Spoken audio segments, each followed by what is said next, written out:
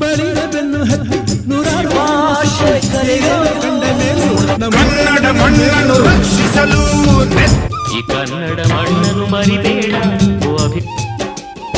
ಕೈಲಾಸ ಕಂಡ ನಮಗೆ ಕೈಲಾಸ ಯಾಕೆ ಬೇಕು, ದಾಸರ ಕಂಡ ನಮಗೆ ವೈಕುಂಠ ಯಾಕೆ ಬೇಕು. ಮುಂದಿನ ನನ್ನ ಜನ್ಮ ಬರೆದಿಟ್ಟನಂತೆ ಬ್ರಹ್ಮ ಇಲ್ಲಿಯೇ ಇಲ್ಲಿಯೇ ಎಂದಿಗೂ ನಾನಿಲ್ಲಿಯೇ.